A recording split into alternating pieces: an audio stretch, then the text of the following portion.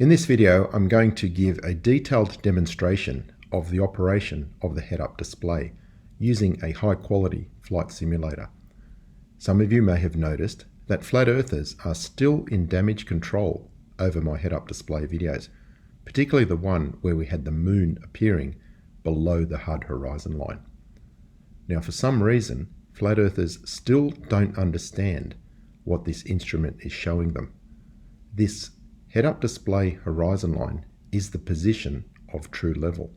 It is not affected by the pitch attitude of the aircraft. The gap between the head-up display horizon line and the natural Earth horizon is produced by the curvature of the Earth and the altitude. At ground level, this head-up display horizon line will be in line with the natural Earth horizon. At high altitude, there will be a gap. So this is the flight crew operating manual for the Bombardier Global Express aircraft, which is the aircraft I fly, and that is the head-up display that you see in my videos. Now, if we go to page 786, it talks about the symbology in the head-up display, particularly this horizon line, and it states very clearly in the pilot training manual that the horizon line is conformal to the external scene. However, it appears above the natural horizon at high altitude due to the curvature of the Earth. It is stating that is the reason why it appears higher than the natural Earth horizon. And that makes perfect sense on a globe, because if we are looking at true level and we gain altitude, the Earth's horizon is going to be significantly lower due to the curvature of the Earth. And the simulator I will be using for this demonstration is called X-Plane. It has been around for more than 20 years. I have been familiar with it since the 1990s, and it is one of the best products of its type on the market. The aircraft models are very accurate, and especially the operation of the head-up display. As you can see here, we have the same type of symbology that you see in the real aircraft, and the way it operates is identical to how it operates in the real aircraft. We can see the head-up display horizon line is in line with the natural Earth horizon on the ground. When the aircraft becomes airborne, you will see that gap appear and increase as the altitude increases. To make the demonstration more effective, I have set the time so that the sun has just set. We're at Los Angeles International Airport on runway 25, and when we take off, we will be flying west towards the sun. As the altitude is increasing, you will see that sun appear, and you will see the gap between the head-up display horizon line and the natural Earth horizon increase. What I want you to notice is that when I change the pitch attitude of the aircraft, the relationship of this HUD horizon line to the natural Earth horizon does not change. And that is one of the mistakes that flat earthers are making. They believe that the pitch attitude of the aircraft is what is causing the gap. That is not the case. The gap only occurs due to the altitude of the aircraft and the curvature of the Earth. Now, I'm sure we can expect some flat earthers to claim that Wolfie is just using a flight simulator. Yes, it is a flight simulator, but it can be licensed for professional use and used for actual pilot training, because the flight models are that good, and especially the operation of the head-up display. It works in the simulator just like it does in the real aircraft. So if you want to debunk this video, you have to prove that the operation of the head-up display in this simulator does not match the way it works in the real aircraft. And all I can say is good luck with that, because it absolutely does.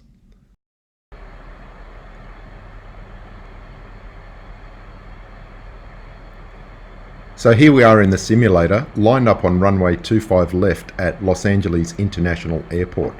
And I have set the time specifically so that the sun is just about to set. You can see the top of it there, in line with the HUD horizon line, which is also in line with a natural Earth horizon at this stage.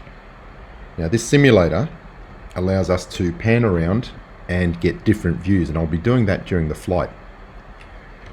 For this demonstration, we will be taking off towards the west and then flying towards the sun. And I chose the Phantom because of the rate of climb and descent, the maneuverability and the speed. It will be able to fly fast enough to cancel out the rotation of the Earth, and therefore any movement of the sun above and below the horizon is purely based on the altitude of the aircraft. Notice that the horizon line is in line with a natural Earth horizon.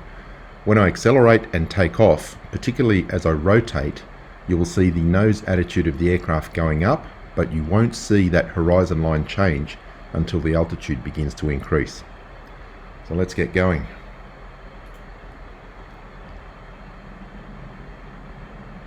So I'm increasing the throttle, and you can see the aircraft just pitching down slightly against the brakes. Release the brakes, and away we go. Now the velocity vector has become visible, and I'm controlling the aircraft with a mouse, which is not ideal, but it will get the job done today.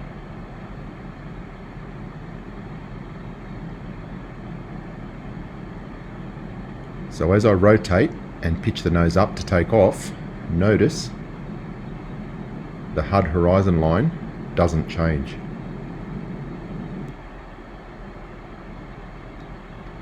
But as soon as the altitude starts to increase, we see a gap between the horizon line in the HUD and the real Earth horizon. I'll just raise the landing gear. And you can also see the sun reappearing. Now the aeroplane is climbing at a good rate. There's the attitude.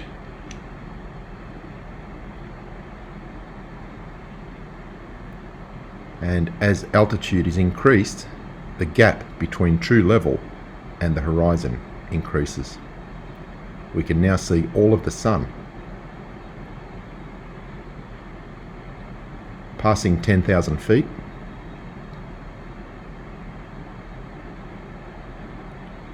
What you can also see just above the mouse cursor is that circle, which is the velocity vector. That is the direction the aircraft is actually flying. And when we get to 40,000 feet, I'm going to level off, and we do that by putting the velocity vector on the HUD horizon line, because that is the position of true level. Now notice the relationship of the HUD horizon line to the real Earth horizon does not change when I change the pitch attitude of the aircraft. The HUD horizon line is conformal to the external scene. If it moved when the aircraft attitude changed, it would be completely useless as a reference.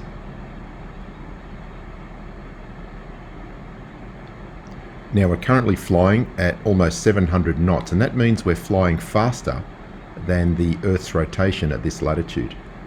And that means the sun will very slowly start to rise, and by the end of this demonstration will probably be just slightly above that horizon line at the top. There's 20,000 feet.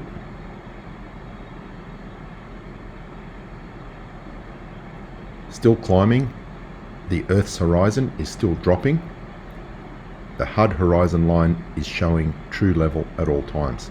At any point, if I want to maintain a level altitude, I need to put my velocity vector on that HUD horizon line. Like that. We're now maintaining altitude. If I put the velocity vector on the Earth's horizon, we are descending. You can see the aircraft is now descending. That is because the Earth's horizon has dropped.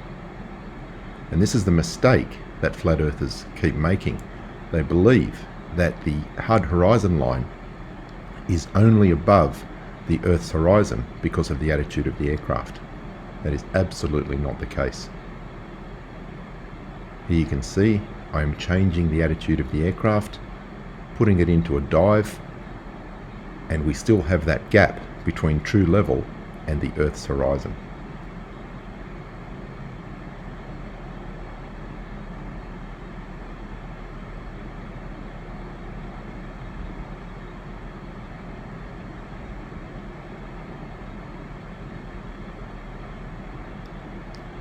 So we'll go all the way to 40,000 feet, level off, and then descend down to 100 feet.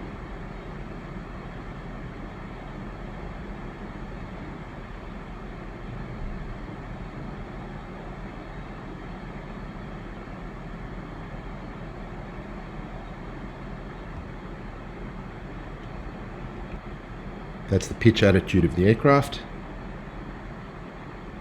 And as you can see, we can just pan around and get different views.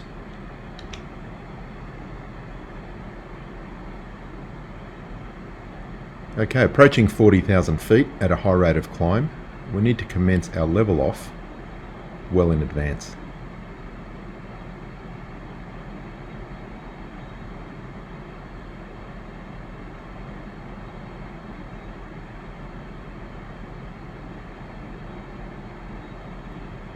Exactly as you do in the real aircraft. And I know if I keep that velocity vector just above the HUD horizon line, I'm climbing. When I get to 40,000 feet, I want to put that velocity vector on the horizon line, and that means we'll be flying level.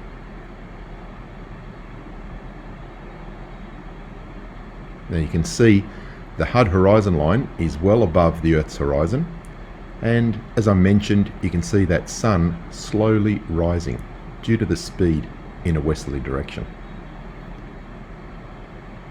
Okay, let's go down.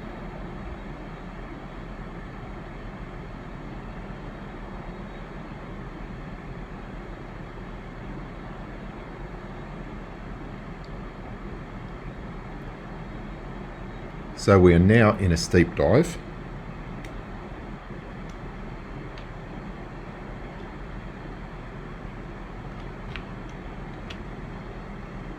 And yet the HUD horizon line is still above the Earth's horizon, and all of the sun is visible.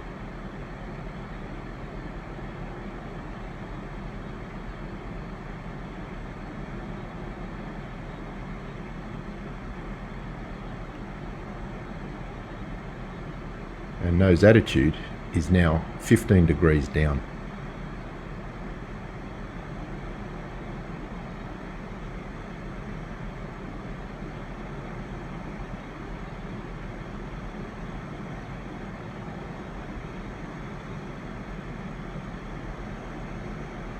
Now travelling at over 1,000 knots, and that means the aircraft is supersonic and highly responsive.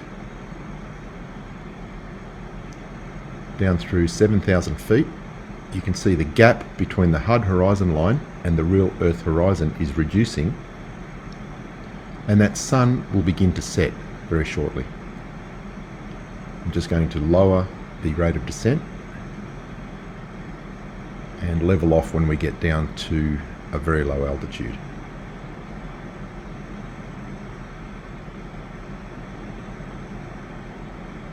(1,500 feet).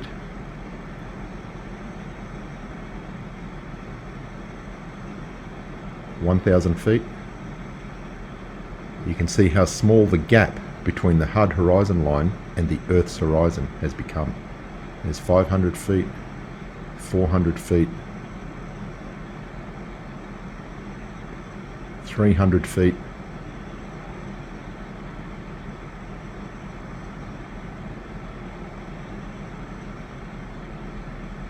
200 feet. There's almost no gap between the HUD horizon line and the real Earth horizon, and there's 100 feet, travelling at 1,100 knots. So now if we climb, as I initially pitch up, that gap very slowly increases I should say. The gap between the HUD horizon line and the real Earth horizon.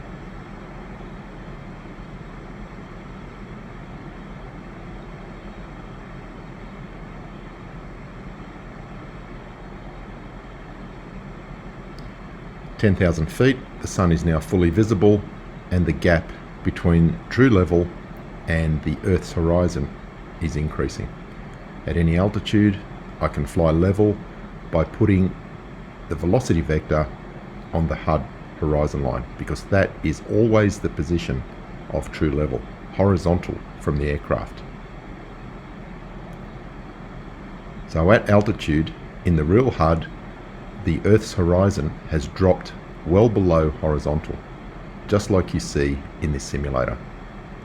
Flat earthers do not understand how the HUD works, and hopefully this demonstration will give them a much better idea of what they are looking at.